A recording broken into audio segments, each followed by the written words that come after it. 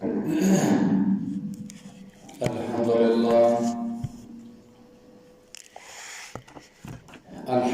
لله نحمده ونستعينه ونستغفره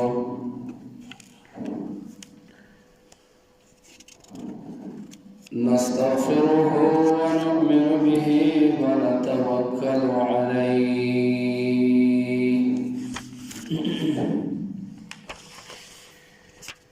ونعوذ بالله من شرور أنفسنا ومن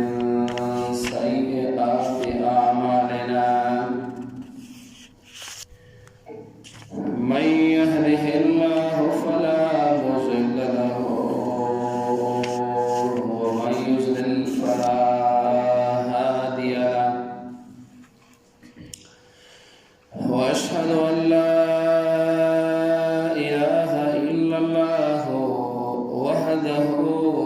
وحده لا شريك له وأشهد أن سيدنا وسندنا ومولانا محمدا عبده ورسوله أما بعد فأعوذ بالله من الشيطان الرجيم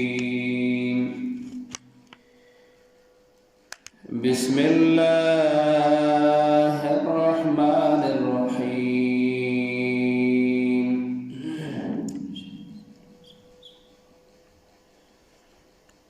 الذين استجابوا لله والرسول من بعد ما أصابهم القرح للذين أحسنوا منهم واتقوا أجر عظيم.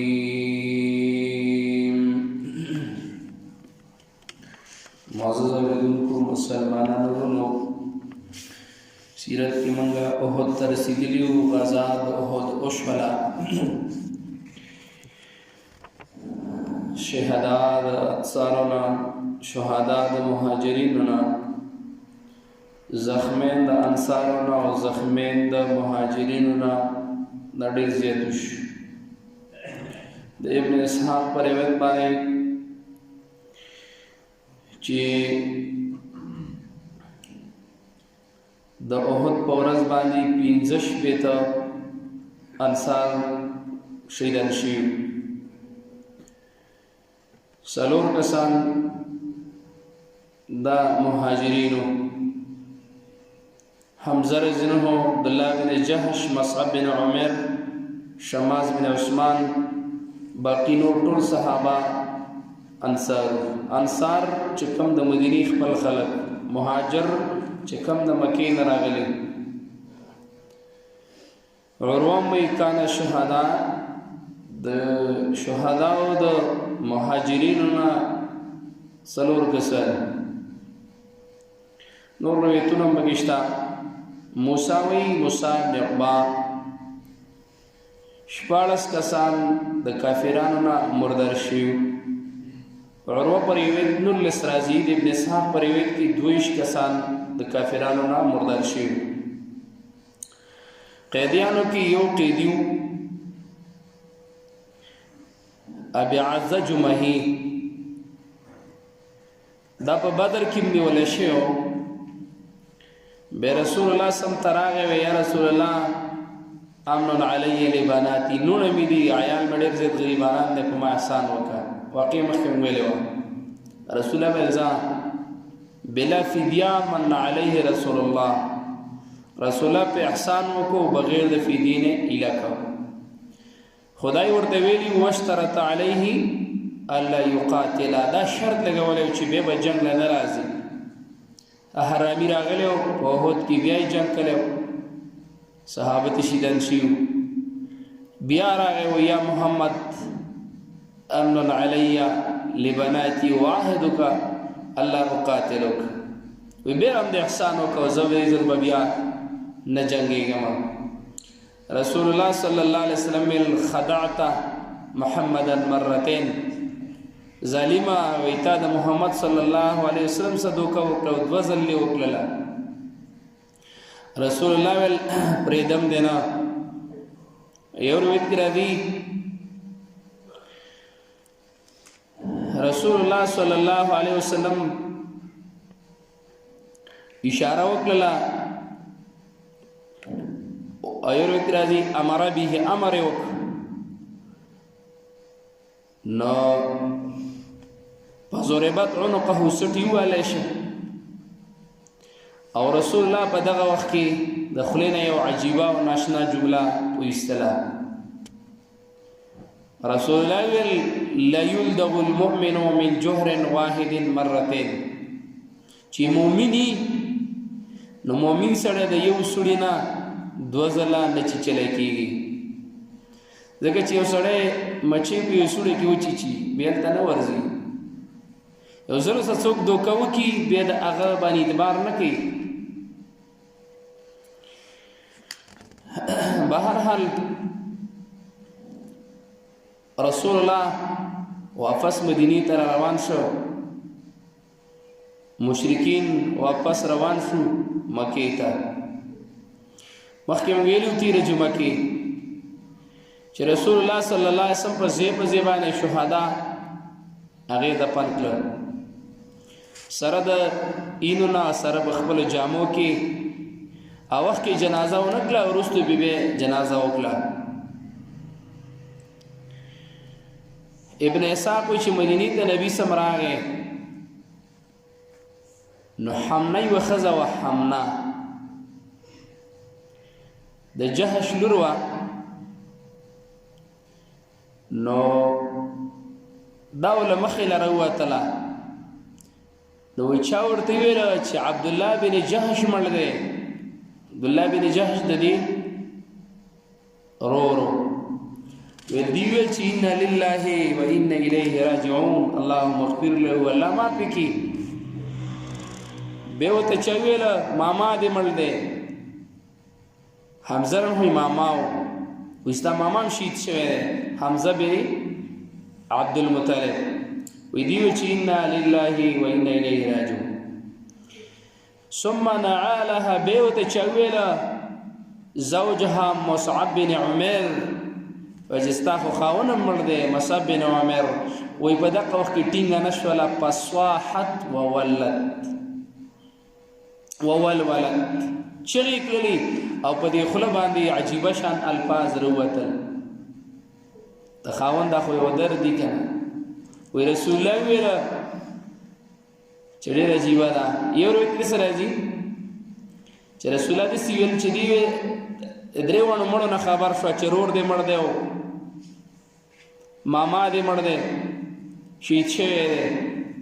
نو چې ورته ویل چې خاوند دې شهید شوی دی نو ویل وا حزناه وای غم ویل نو رسول الله صلی الله علیه وسلم ان لزوج من المرأة شعبة وهي لشيء ویل د خزم د خاوند سره تعلق ویل اگر چې خزه پردي خاندان نه سړی د پردي خاندان نه خدای دې یو بس ژوند تیر کی قران کریم کې الله په غټو نعمتونو کې حساب کړی دی پردي سړی پلار پریدي رونه پریدي قوم خاندان پریدي ملک پسې پریدي وطن او کله علاقه پریدي او پردي کور تراشي دغه دوست تر ګدنه سي غټ غم نه دی وې دا ډېر خفاش ولا او یو روایت راځي چې کله د خبر شولا پلاره کې صحابه روان دي ما فعل رسول الله وې د الله پیغمبر باندې بس چني شي ولا ولې د پیغمبر ته پوښتنه د سینې ول چرور مې دی ماما مې دی وینا د الله پیغمبر څنګه دی ویل لو خالو خيرا يوم پلان وې د پلاني موري رسول الله په خیر سره راغی او هغه چې نه یقین مینه کیږي ویل ارونی حتی انظر الیه هغه ماته وخه چې زی بخپل سترګو وینم چې د الله پیغمبر دی او روغ راغی صحابه ډېر مینه و چې کله هغه ته اشاره وشو هغه ولید نو ډېر زه ته خوشاله شوم ابن اسحاق لیکلي چې رسول الله صلی الله علیه وسلم کور ته راغی ډېر خپه دی صحابه هم ډېر خپه دي په هر کور کې غم دی لکه داسې نه وه انصارو 55 کسان شهیدان شوي دي دا 60 مهاجرینو 4 کسان دي او یا کوره کې غم دی د یو کورونو کې خو یوازې نه وو د چا ماما او د چا تره او د چا هر کور کې غم ډېر خپه وو په دې کې فاطمه راغله فاطمه ته وایي رسول الله یو حدیث کې څه راځي چې علي رحمت ویلا لما راى رسول الله سيف علي مخضبا بالدماء یو روایت کې راځي چې کله ولید ویلا یا علي څنګه چې د علي رحمت تور په یینه باندې نسخاوه پاکه کلی لا نه و یره ولا تخکاری لئن كنت احسنت القتال ولتا خصم خسته جنگ نکله او بيويل فقد احسن عاصم بن ثابت او حارث بن سما وسهل ديوم سم جنگ کړه او یو روایت راځي فاطمه ویل حاك السيف حميدا فانها قد شفتني ویل ترى كما لا غترا دلیل خدای یاد ولا خسته تور د دې د لاس زبچ ما مې په یینه باندې ښاو او رسول الله ویل چې ښا او بیا رسول الله ابي نجيح پر ویت کړی ابن ابي نجيح چې نادا مناد یوم احد توحد پر ځبانه یو اعلان وشو پته نه لګی د چا غاګ وکړو چې لا سيف الا ذوالفقار تور نه مگر د ذوالفقار دا تور دا ذوالفقار د تور نومو ولا فتا الا علي او بزوانانو کې نه مگر علي ځوان دی دا له مناقب کې به ان شاء الله دا بهادری بیانو رسول الله صلی الله علیه وسلم یا علی لا یصيب المشركون منا مثل حتى يفتح الله علينا وای به د مشرکان ور طرف نه مونږ ته دسی تکلیف نه راځي ابن اسحاق وی مر رسول الله صلی الله علیه وسلم دله نبی را روان دی مدینه ته ورسید چې کله بني عبد الاشحل تر ورسید نو پسمع البكاء والنوايح على قتلاهم دې کورونو نه چغې راختلې په دې کورونو کې چغې وي په هغه وخت کې چغې کول جایز وو چغې وال جایز وو نهیاز دا بکا جایز وو اگر اوس به ان شاء الله به موږ چې په اسلام کې جړا شته او چغې نشته نوې پزرپت عینا یا رسول الله هم د الله پیغمبر او ترې مړو مرګري شیدان شیو استد الله پیغمبر میټینګ نشو او وی جړل یو ځلې د رسول الله صلی الله علیه وسلم پرون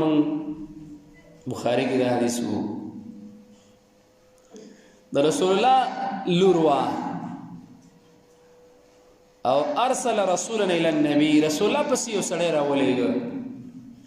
چې تلال شو پیغمبر ته و چې زمون کراشي رسول الله ته پته و ویل ورته و چې صبر کوا او نیت د ثواب کوا احتسب بیرته استاد رااله و استالور تعالی په الله قسم درکې چې خامخا برازي رسول الله روان شو صحابه وسم روان شو چې کله داغه کور ته ورل نه هغه ماشوم راويستو رسول الله له بغي کې ورک رسولان وسیو نو یتقعقع د ماشوم زنکدانو د اسای په وجود کې تلارت یو حدیث کې راځي د څه لکه په مش کې چې شی واړ شړنګي د په دې سینه کې د زنکدان د आवाज راخاتو چې نبی سم بغي کې کو نو په ظرافت عینا د رسول الله د سترګو نه استو خیراتي شو ټینګ نشو صحابي له رسول الله تم جاړي رسول الله سم دا رحمت چې الله د زړونو د انسانانو کې پیدا کړي وای او الله پیغمبر جړلې دي خو چغې نه دي والی. نو چې دلته رالی ډېر خلک وو چغې والي، هر کور کې غم و. نو په ظرافت عینا یا رسول الله په بکا د رسول الله سترګو نه اوښې راتوی شو په ژړا شو، وی ژړل او د ځان سره دا خبره وکړله هر کور کې ژړا ده او خلک پې ژاړي، لکن حمزه لا بوأکي له، ویل د حمزه څوک ژړېدونکي نشته دی چې په هغې ژړېدلی وي. سعد بن معاذ دا خبره واورېده او اسید بن حذیر هلته لاړی، ښځو ته یې ویل چې یو بم نه ژاړئ او ټولې به راځئ او هله شا به لاړ شئ او فیبکینا علی عم رسول الله، د رسول الله د طرفه کور کې وژاړئ. او وخت کې ژړا جایز وه. و چې کله په دې وخت کې رسول الله ډېر سخت ستړی دی. یو روایت کې د حکیم بن عباد پر روایت کې راځي، د بني عبدالاشهل له چا نه نقل کوي، بعض الرجال روایت داسې دی چې د رسول الله ژړا واورېدله، بکاؤهن د ښځو ژړا یې واورېدله چې حمزه په ژړا کې یاد او چې حمزه شهید شو، حمزه سدسې وشو. نو حن علی باب مسجد یبکین علیه، رسول الله د جومات دروازې له رالی او داسې په دروازه باندې ځان داسې وروغړاوه چې ژړا شي. صحابو ته امر وکړو ورشئ او د الله پیغمبر وایي چې په تاسو د الله رحم وکړي، په خپل ځان رحم وکړئ، مه ژاړئ. او نهى رسول الله یومئذ عن النوح، رسول الله صلی الله علیه وسلم د نیاحۍ نه په دغه ورځ باندې منع وکړله. د دې وجې رسول الله فرمایي هغه ښځه چې په مړو ژاړي، ناهیه چې کوم په مړي چغې وایي، ناهیه هغه ښځه ته وایي چې د دې مړي د ژوند خبرې کوي چې لالا تا به داسې کوله او داسې به دې کوله او ډز تر وړه به دې راوړله چې اوس دې څوک په موږ سره کوي او پلانه دا خبرې. رسول الله وایي دا ښځه لعنتي ښځه ده، په دې د الله لعنت دی. او والمستمع او هغه ښځه چې دې ته یې غوږ ایښودی دی چې اله خورې ده خو پکې پلانۍ خبره یاد نه کړله، وله خواښې پکې یاد نه کړله، وایي ګورې دا قیسې میسې وایي که نه ښځې کوي دا شی، وایي دغه ملعونه ښځه ده. څومره ښځې چې په دې ښځو په دې مړي ژاړي او هغه خبرې غوندې شروع کړي په دې مړي کې، اوس زه نشم کولی هم شم خو مناسب نه ده. نو هغې چې کله وکړي هغه نورې اوس په دې اخیر کې ملګري شي، غوږ یې ورته ایښې او ځینې ورته غوږ ایښی چې پلاني خو پکې یاد نه کوو، پلانۍ خو راغلې وه او ژړلې او د هغې پکې نه یاداوه. دغه ښځه ملعونه ده. رسول الله وایي حدیث کې راځي زما په امت کې د جاهلیت ډېر خویونه دي، یو پکې دا دی چې پردۍ ښځه به په پردي مړي باندې ژاړي او د دې لپاره به الله په ورځ د قیامت باندې د قطران کمیس به ورته الله غوندي چې هغه بدبوی ډېره کوي، اورې زر لګي او مړ کېږي نه. په ورځ د قیامت به الله دې ته د دې کمیس په پردو مړو ژاړي. د ښځو دپاره پردو مړو تلل دا په اسلام کې نشته دی. رسول الله یوه ښځه ولیده چیرې ترې مړې له ویل تی دفن کولی شي کفن کولی شي جنازې ویل نه. نو ویل څه ده راغلی؟ ویل له کور نه راوتې وه د ګناه بوج یې په سر کوزې وه، دا ټولې ګناهګارې دي. او یو خبره شته دی د چا خپلوان دي تعزیه کولی شي، مثال لاړ شي او هغه له تسلي ورکړي، لکه حدیث کې راځي من عز ثقلا، چا چې بورې ښځې له تسلي ورکړله، زوی دې مړ دی مثال او خفه ده او څوک ورله تسلي وله ورکړله، نو رسول الله فرمایي کوسیه بردن فی الجنه، الله به د جنت کې غټ د حیا صادر واغوندي. خو دا کم زمونږ رواج دی دا خو وریجو لځي دیګونه یې واده مړی نه وي، صفا خبره ده. په دې دور کې زمونږ په دې علاقه کې دا خبره ده که نه غم او ښادي په تاسو ټولو باندې به تېر ورځو کې دا پارچا باندې دا تېرې شولې او راځي وي. د مړي غم اوسه نه وي، د وریجو غم اوسه وي، د دیګونو غم د ښار نه تیار دیګونه راوړي که دا غم دی. جعفر هو چې کله شهید شو رسول الله خبر شو ویل الا اطعموا لآل جعفر، الا شابه ویل جعفر آل له ډوډۍ تیاره کوي، ویل قد شغلهم، ویل دوی باندې غم راغلی دی، دا خو د ګاونډي حق دی، د خپل حق دی چې د مړي کور له ډوډۍ. زموږ خو خپلوان او عزیزان او او اوس تاسو خبر یاستئ اوس مړ نه ځي غلاګان به ځي موبایل یې پټوي چارجر یې پټوي د کور نه چې دی نو څه ښه شی هغه وباسي غلا کوي غلاګانو له ځي او پوړۍ ورسه وړي او د کور نه څه واډر ونه مړوي او وریجې کور ته مو سره راوړي په مړي اریان لکه مړو کورې چا ښه او چا خان او خبرو ته غوږ دی خولې داسې چینګه وه سترګې داسې وې ورنګ یې داسې تک تور و شین شوی وه وله دا چره شوی علاج یې ونه نه وکړی په مړي پسې سیوا خبرې کوي د مړي پسې خبرې کول د دې وجې نه په شریعت کې د مړي ملاقات نشته دی دا کوم چې زمونږ خلک یې راوړي دي مقبرې له دا ملاقاتونه یې کوي تصویران دي دا نشته په اسلام کې ګوره په دې کې ثواب نه او ګناه پکې ډېره ده څنګه چې په مړي دي مړي ژوندي دي پردي سړي ته کتل حرام دي ښځې دپاره او سړي دپاره ښځې ته کتل حرام داسې په مړینې باندې په ژوندي دي خو سړي لږه حیا ورځي په مړینې خو پکې د قدرت نښې سې کوي په طریقه ولا دا حرام دی پردی ښځې له بې کتل دا حرام دی سبب د لعنت دی خو بهرحال او دا کم خلک چې ځي دا رواج ختم کوي نه پکې د دنیا څه ګټه شته نه پکې او تاسو څه پته شته اوس پکې لا بله دویم ورځ باندې به بیځي او دړۍ به ورسه چیني وړي بېل وادي ته ساس کلی ډالۍ به وړي او دا د دې غونډه علاقه کې دا رواج شته که نشته او دا د اسلام مخالف عمل دی د اسلام د دین او دنیا او د هر شي نه دا خلاف عمل دی نو رسول الله صلی الله علیه وسلم په دقه ورځ باندې په مړو پسې د جړا نه منع وکړله چې د نن نه بعد به ناهیه نه وای یعنې سورني به نه وای رسول الله فرمایي لیس منا هغه ښځه او سړی زما امتي نه دی هغه سړی شق الجیوب چې هغه په مړو کې ګریوانونه شلی ګریوان شلی اخته وباسي ځان وی لیس منا من ضرب الخدود زما امتي نه دی او زما امتي نه دغه ښځه چې هغه په مړي کې مخ ټکوي دا مخ پړقی داسې پړق پړقسي هغه هم خو ډېر ګران کار دی خو چې رالی نو دا به نه کې مخ پړقول او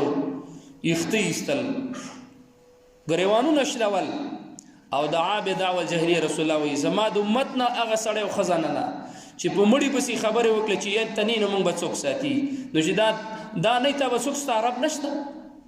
او تا به داسې چل کوه دا به دې کوه دا د جاهلیت اوازونه ایستل رسول الله وایي دا درې کاره چې څوک وي دا زما د امت نه دی نو رسول الله په دقه ورځ باندې په مړو پسې د چغو نه منع وکړله چې چغې به نه وایي او جړا ما مخکې ویل رسول الله صلی الله علیه وسلم چې کله وفات شو ابوبکر هو چرته نه ورالی په صحابه وي د مرګ غټ هیبت و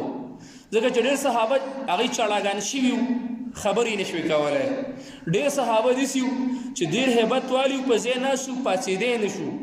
عمر رضی الله عنه توره راغستی وویل که چا وویل چې پیغمبر مړ دی ویل زه به یې په دې توره وساتم ابوبکر هو چې خبر شو راغی عایشه فرمایي رسول الله زموږ په کوټه کې دی خیبري سپین څادر پې پروت دی او ابوبکر هو د څادر اوچت کو ښکلې کو او وی ژړل د سترګو نه په نبي سم باندې اوښکې وڅڅېدلې د دې وجې نه جړا جایز ده خو چغې ناروا دي ځان وال ګریوانونه شو کول هغه خبرې چې د اسلام سره منافي دا ناروا دي نو رسول الله په خپله به ژړا شو او بیا خلک منع کوو چې ورته ووایي چې مه ژاړئ یو روایت کې راځي د ابن عمر چې لما رجعا من احد رسول الله چې کله د احد نه واپس شو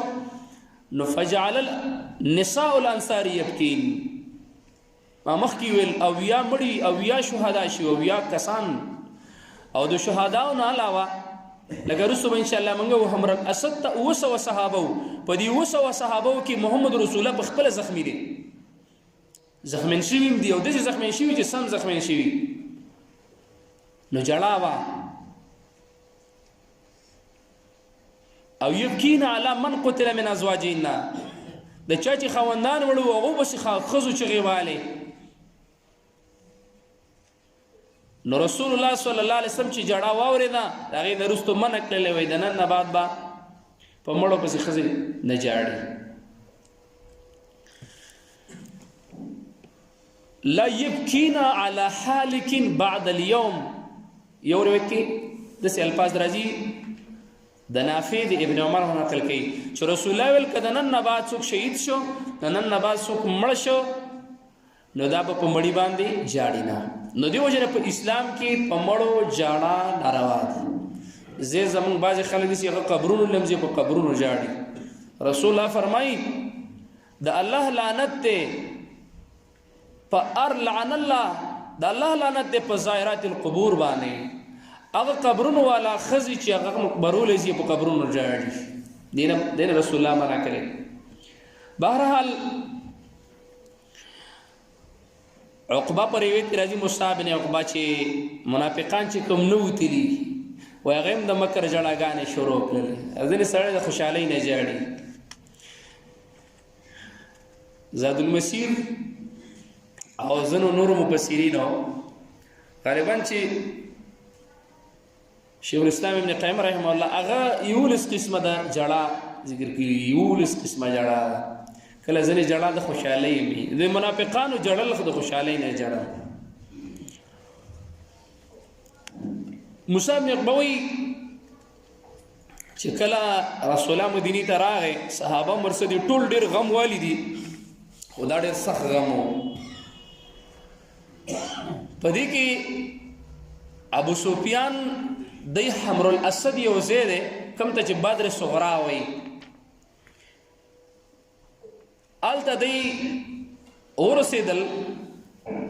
او د مکینه سخلک راغی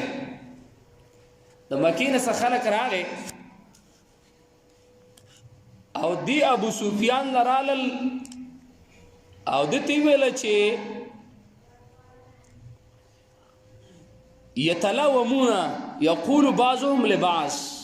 دای ملامت کوله ولما تصنعون شدتاسو سوکلل خلقم زخمی کلل او شکست لمرنزدیک لو ترکتموهم لما تضطروهم وی تاسو ولی واپس وی بیخ بنیاد بم ولی استنه و استبم طول ختم کلیوی بقیه منهم رؤوس یجمعون لکم وی ابو بکر جوان دیده عمر جوان دیده مشران خوی جوان دیدی او تاسو را واپس ولی و انشاءالله رسو بمنگو چه دیدی واپسی وجه داوا چې الله رب العالمین د ابو سفیان او د دې کافرانو په زړونو کې الله یې رواچوله غیر د وجه نه دی د احد نه روان شو لیکو دوباره حمله بیرته کړې ونه صحابو ته ډېر غټ نقصان رسېدو نو دې چې امر الاسد ته ورسېدل په دغه ټیم کې رسول الله صحابه را جمع کړل وبهم اشد القرحه قرحه د دانې زخم ته مې خود د توري زخم ته وای رسول الله ویلا چې دشمن وسی مقاده وس پسې زو او یو روایت را دي چې عائشه رضی الله عنها ته د احد مبارک څخه خبرې کولې نو رسول الله صلی الله علیه وسلم د عائشه نه وایي چې زما پلار او ستا پلار من الذين استجابوا دا هغه خلکو چې د رسول الله استجابت کړي او ورځ د احد باندې چې کله د امر الاسد کې دی جاسوس راغی او پیغمبر ته ویل چې الته ان الناس خلق چې قد جمعوا لكم فخشوهم بالمشركين د مکین نورم رال او ابو سفیان واپس تیارې شروع کو او بیا را روان دي په دغه وخت کې قالوا حسبنا الله ونعم الوکیل صحابه په یو आवाज باندې ویل حسبنا الله ونعم الوکیل رسول الله ورته وی اخ تاسو خو هغه ټکی وا کما قال ابوکم ابراهیم لکه څنګه چې ابراهیم علیه السلام ویلو هینه القی په نار چې کله ورته چولې کېده وی دا ټکی ابراهیم علیه السلام ویلو او د دې ټکی سا فزادهم ایمانا د صحابه نور ایمان سے واشه صحابه الله وی الذين استجابوا لله والرسول هغه خلک چې د رسول الله خبره ومنله او د الله خبره ومنله بعد ما اصابهم القرح پس دا غینه چې د غړ زخمونه رسیدلی للذين احسنوا منهم واتقوا اجر عظيم او لولا اجر مرک لوی اجر. نو رسول الله صلی الله علیه وسلم وی روان شو د مدینې نه واپس روان شو، صحابه مو سره روان شو. وی بدی کې عبد الله ابن ابی ابن سلول رئیس المنافقین د غټ منافق سره و. وی د رسول الله ته ویل چې انا راکب معک سم د سم ګور اوه ته وس جنگ لنته په دې وخت کې وس جنگ لته الله وحی راولې نبی سم ته چې ګوره اقا څوک به د سزي چې کم ساسه په وحود کیو. وی اوه سو کسان د رسول الله صلی الله علیه وسلم سره روان شو. نو نبی صلی الله علیه وسلم دی عبد الله ابن ابی ابن سلول ته ویل چې لا تب زمون سره زی. نو اذن مؤذن رسول الله بالناس بطلب العدو. صحابه اعلان وکړه چې رسول الله صلی الله علیه وسلم غږ وکړه زی چې زو خو هغه څوک به زمون سزي کم چې څوک زمون سره په بدر کیو او چې څوک په بدر کې نه هغه بنز. نو بس رسول الله صلی الله علیه وسلم روته بالخروج في طلب العدو. وای من په دې سوالای باندې روانو. دا ابن صاحب چې مولا د عائشه بنت عثمان دی وای زه عمر روانو ما والله ما لنا من دابه نركبها. وای زما سوالای نه وا وما منا الا جريح ثقيل او زمنګ سوالای نه وی او په من کې وی یوم د سينو ار یو خپ پورا زخمی وو. ثقيل معنی ډیر زخمی شوی. نو موږ روان شو مسلمانان امر روان دي حتی انتهى الى حمر الاسد. حمر الاسد دا یو زیو التر ورسید اتمیلا د مدینې نه جداو. مشرکین چې خبر شو چې پیغمبر دی او صحابه دي ایسته و تختیدل. یو روایت کې سره دي چې کله دی روان شو نو دی له مخې له یو قافله ورله ابو سفیان او د خلکو له ویل تاسو چرته ځئ؟ ویل مخ مدینې ته ځو. ویل هل انتم مبلغون عني محمدا رسالة؟ وی زمونږ یو خبر دی دا به پیغمبر ته ورسوئ که نه؟ ویل آو. ویل تاسو د دې څه ووایئ چې دغه شانې